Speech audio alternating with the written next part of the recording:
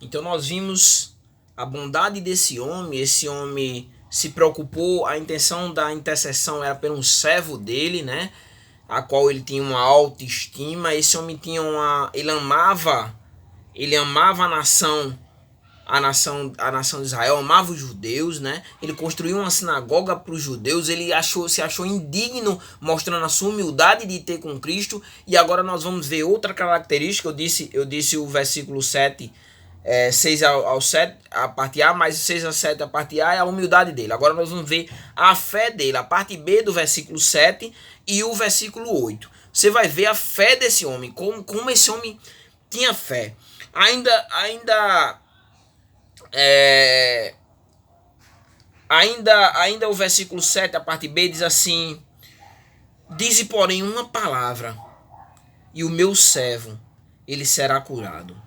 Pois eu também sou homem sujeito à autoridade, e tenho um soldado sobre as minhas ordens. E digo a este, vai, e ele vai, o soldado vai. Eu digo ao outro, volta, soldado, e ele vem. E ao meu servo eu digo, faça isso, e ele o faz. Louvado seja o nome do Senhor. O que isso significa? Você vai ver que ele creu. Você vai ver que a fé desse homem era tanto que ele creu que Jesus ele podia fazer um milagre na vida do servo dele à distância. Veja que o texto diz assim: ordena com uma palavra. Quer dizer, Senhor, dê a ordem. Só a sua ordem, através da sua palavra, né? O meu servo será curado.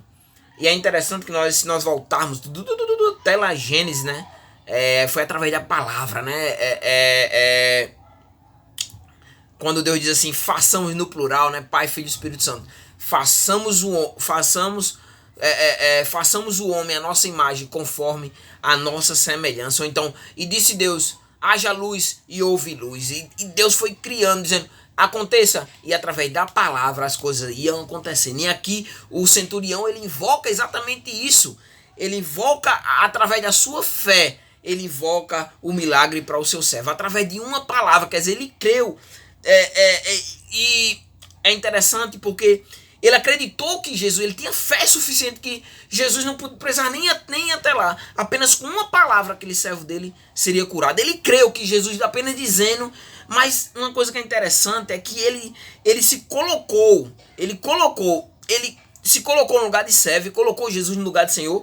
E ele é como se ele estivesse dizendo, Senhor, eu te coloco no comando dessa situação. Observe que ele diz assim, eu sou o sujeito à autoridade. Quer dizer, lá em cima ele já chamou, ele já disse, Senhor, não te incomodes, quer dizer, de ter comigo, não te incomode, Senhor, não se incomode não te incomode de vir, não te incomode, porque eu sei que eu não sou digno de receber sobre o meu teto. E aqui ele diz assim, Senhor, eu sou homem sujeito à autoridade, né? Porque acima dele existiam autoridades. E aqui, mais precisamente, ele coloca Jesus como seu superior. Ele coloca Jesus no comando. Ele colocou Jesus hierarquicamente como seu superior. O Senhor, o que o Senhor disser, como se ele estivesse dizendo isso. O que o Senhor disser, eu farei. Somente uma palavra. Somente uma palavra. Quer dizer, os judeus queriam ver milagre. Queria ver sinal. E Jesus diz, vocês vão... olhem para Jonas se vocês querem ver sinais. Mas esse homem não, esse homem ele creu de uma tal forma que é igual a mulher do fluxo de sangue, né? A fé é semelhante à fé, porque a mulher disse assim, se eu tocar, eu vou caladinho, eu não vou dizer nada, ninguém precisa saber nada, mas se eu tocar na orla dele, eu vou ser curada e esse fluxo vai cessar. Do mesmo jeito aqui, Senhor, só uma palavra, diga uma palavra e o meu servo será curado. Então, o que nós vemos? Qual é a característica que nós vemos na vida desse homem? É a fé. E aí o que nós podemos tirar para a nossa vida? O que nós podemos tirar? O que isso nos ensina, né? O que nós poderíamos aprender com a fé desse homem? A primeira coisa é que a fé é a base da nossa vida com Deus. É a base da qual é a base? Qual é a base de dizermos que temos uma vida com Deus? É a fé. E você vai ver em Hebreus, lá em Hebreus 11, versículo 1, que diz assim, A fé é o firme fundamento das coisas que se esperam e a prova das coisas que não se veem. Então a fé é o firmamento. É o firmamento de que você tem uma vida com Deus. Se você não tem fé, não tem como você ter uma vida com Deus. Em Hebreus diz assim, ainda em Hebreus, no mesmo capítulo 11, o versículo 6 diz assim: sem fé é impossível agradar a Deus, porque é necessário que aqueles que se aproximam de Deus creiam que Ele existe, que Ele é galardoador daqueles que o buscam. Então, é a fé. É a fé. Se nós formos para a Bíblia, nós temos grandes exemplos de fé na Bíblia. Você vai ver que Deus ele chega para Abraão, né? No capítulo 12, ele vai dizer: Abraão, ele chega para Abraão e diz: Abraão, saia da tua terra, da tua parentela, e vá para onde eu vou te mandar, e eu trago promessas sobre a sua vida. E Abraão creu e saiu. Não é loucura? Imagina você hoje na sua casa e Deus chegar e dizer assim: saia da sua casa agora, pegue um ônibus e vá lá para São Paulo. Ixi, é loucura. Como é que eu posso... A primeira coisa que a pessoa pensa aí: e aí quando eu chegar lá, o que é que eu vou fazer? Mas espera aí, e quando eu chegar lá, como é que eu vou fazer para comer, para arrumar um emprego? Eu não tenho. Mas Abraão o que faz? Deixa tudo e segue a Deus. Deixa tudo e obedecem a ordem de Deus de seguir. Então nós temos esse exemplo de fé em outra oportunidade, né? Porque Abraão passou por algumas situações e até Abraão ele teve que mentir, né? Ele omitiu, né? Alguém disse que é uma meia mentira, porque Sara era meia irmã dele, mas ele omitiu que Sara era sua esposa em alguns momentos. E lá na frente, mais precisamente no capítulo 22, Deus chega para Abraão e diz: Abraão, pega teu filho e você vai sacrificar ele. Quer dizer, Abraão, você já saiu, mas eu quero ver se você realmente confia em mim. Quero ver se você realmente tem mesmo fé que eu estou contigo, que eu sou o teu Deus. E Deus pede para Abraão sacrificar o seu filho. E Abraão vai. Na hora que ia meter o cutelo ali no seu filho para sacrificar, Deus disse que ele não fizesse isso. E depois mostra lá o sacrifício. Ele sacrifica e Deus aprova a fé de Abraão. Então será que nós temos essa fé, meu irmão? Será que nós temos realmente fé, né? Será que nós podemos também usar o exemplo da viúva, né? Jesus estava ali diante do gasofilácio e vendo lá o povo colocando lá no gasofilácio tudo aquilo que sobejava, né? Botando aquilo que sobrava, né? E o que nós vemos ali em Marcos capítulo 12, do versículo 41 a 44, é que aparece uma viúva e ela vai lá e ela pega as moedinhas que ela tem e ela deposita tudo ali no gasofilácio. E Jesus ali enaltece a fé daquela mulher. Então, será que nós temos... Porque hoje em dia eu vejo assim, né? Eu vejo muito... Os cristãos não acreditam que Deus pode trabalhar, que Deus pode fazer no Deus que ele serve. E nós vemos esses dois exemplos de fé. Agora, nós não podemos ter... Tem mais dois exemplos de fé que eu botei aqui que nós não podemos ter. Você não pode ter. O primeiro é o da dúvida.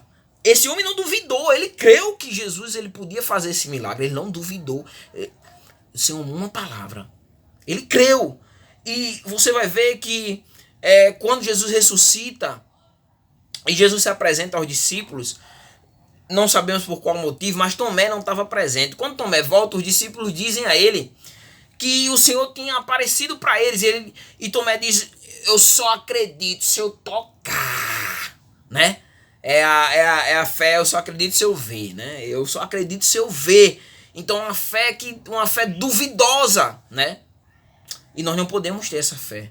Tomé é um exemplo. Posteriormente ele passa a ser um exemplo, mas ele aqui nessa situação ele passou a usar a fé de uma forma duvidosa. É o que você não... Mesmo se Deus ele quiser trabalhar na sua vida, você precisa crer que ele vai fazer na sua vida, ele vai trabalhar na sua vida. Se ele lhe prometeu, ele vai cumprir aquilo que ele prometeu. O que você não pode duvidar, né? Mas não só isso, nós temos outro exemplo de fé, né? A mulher de Ló. Nós podemos ver que ali, quando Deus enviou os anjos para tirar Ló dali, o anjo diz assim: olha, vocês vão sair da cidade e vocês não vão olhar nem para trás. E você vê que aquela mulher começa indo bem, ouviu a voz e começou bem, saindo dali da cidade, né? Mas você vai ver que no meio do caminho, aquela mulher ali, ela tem dúvida no seu coração. No meio do caminho ali, ela sente saudade, né, do que ficou para trás. E ela olha para trás e vira uma estátua de sal. Então é uma lição. Nós devemos aprender com Abraão e com a viúva pobre que depositou ali as moedinhas. E nós não devemos praticar o que Tomé duvidar ou fazer como essa mulher, a mulher de Ló, ficar querendo voltar para trás. Muitos cristãos querem isso. Ah, minha vida era melhor antes de ser cristão, era tão bom. Eu fazia, não era, porque eu estava caminhando para o inferno e a graça de Deus te alcançou. Então, tá difícil. Às vezes dá vontade de olhar para trás diante de tantas coisas, dá. Mas o objetivo da vida do cristão é olhar para Jesus, que é o autor e consumador da nossa fé. E o maior exercício da nossa fé eu vou dizer aqui alguns textos para você, né? O de João capítulo 11, né? Quando Jesus vai ressuscitar Lázaro, ele diz assim para Marta: Marta, se você crê, verá a glória de Deus. Então a fé, creia que você verá a glória de Deus. Você contemplará a glória de Deus na sua vida. Porque para Deus, você tendo fé, para Deus, nada é impossível. Era impossível uma mulher virgem conceber sem que um homem tivesse coabitado com ela. Mas Deus ali usou aquela mulher, Maria, e através dela trouxe Jesus ao mundo. E quem ali fez com que Jesus nascesse foi o Espírito Santo de Deus, sem a ajuda do homem, sem fecundação do esperma e do ovo, mas o milagre de Deus. Então, Lucas 1,37, para Deus nada é impossível. Nada é impossível. Tenha isso. Nada é impossível. Está difícil, a situação é perdida. Vai morrer. Para Deus, nada é impossível. E ainda para sustentar a sua fé, em Marcos capítulo 11, versículo 23, diz assim, que qualquer que disser este monte, ergue-te e lance no mar, não, tendo fé e não duvidando, ele será lançado. Então, você não pode perder, meu irmão, a sua fé. Aconteça o que acontecer, mas você deve preservar a sua fé, assim como esse homem. Creia que Jesus, ele vai fazer na sua vida aquilo que ele prometeu. Ele vai cuidar de você. Ele vai chegar com a providência naquilo que você precisa. E ele vai te santificar a cada dia para que aquele que começou a boa obra ao seu tempo termine. E aí agora, para terminar, né, a última parte do texto para a gente terminar é a quarta característica. Nós já vimos a bondade na vida desse homem, que esse homem tinha uma característica bondade, né? A humildade, e agora nós vemos que esse homem tinha fé. O crente, ele tem que praticar a bondade, é um dos frutos do Espírito, caso não esteja enganado. Praticar a humildade, né? Todo cristão deveria ser humilde, porque ele não é o Senhor, mas ele é servo. E a fé. E agora nós vamos ver a quarta e última característica que todo cristão deveria ter, no versículo 9 até o versículo 10.